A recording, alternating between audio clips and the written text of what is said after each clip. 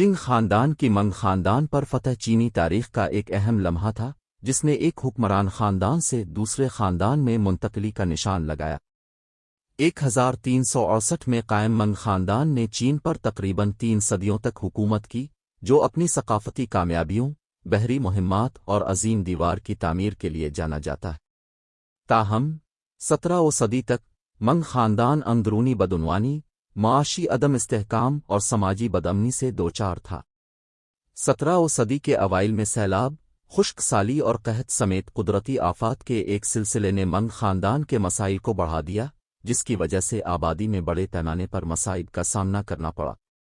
مزید برآں، غیر ملکی خطرات، خاص طور پر شمال مشرق میں مانچو لوگوں کی طرف سے منگ اتھارٹی کے لیے ایک اہم چیلنج تھا۔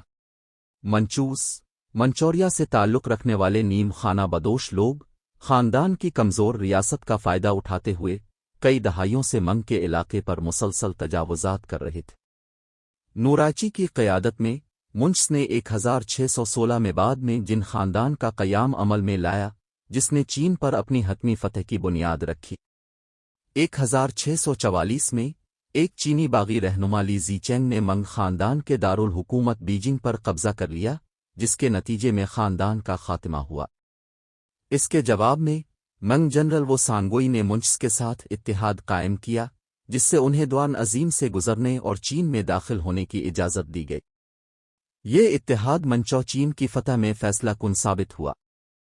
مانچو افواج پرنس ڈورگون کی کمان میں تیزی سے جنوب کی طرف بڑھی، شمالی چین سے گزرتے ہوئے انہیں تھوڑی مزاحمت کا سامنا کرنا پڑا۔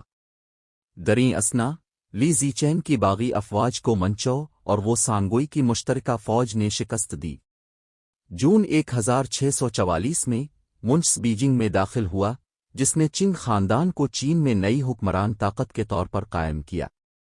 چنگ خاندان، جسے ابتدائی طور پر بعد میں جن خاندان کے نام سے جانا جاتا تھا، کو وسیع چینی سلطنت پر اپنا کنٹرول مضبوط کرنے میں متعدد چیلنجوں کا سامنا کرنا پڑا۔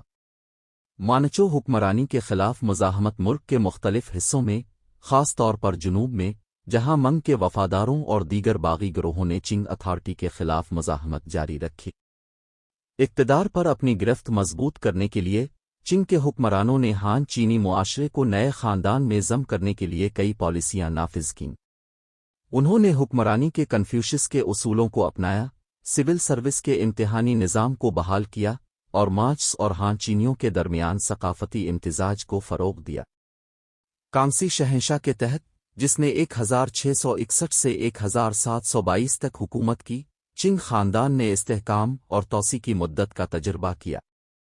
کانگسی شہنشاہ کی منگولوں، تبتیوں اور دیگر نسلی گروہوں کے خلاف کامیاب فوجی مہمات نے چنگ کی حکمرانی کو مزید مضبوط کیا اور سلطنت کی سرحدوں کو وسیع کیا۔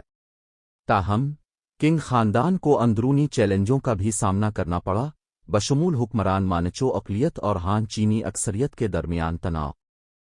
مانچو نسلی تشخص کو برقرار رکھنے کی کوششوں کے دوران ہان چینی آبادی پر حکومت کرتے ہوئے بعض اوقات تنازعات اور ناراضگی کا باعث بنتے ہیں۔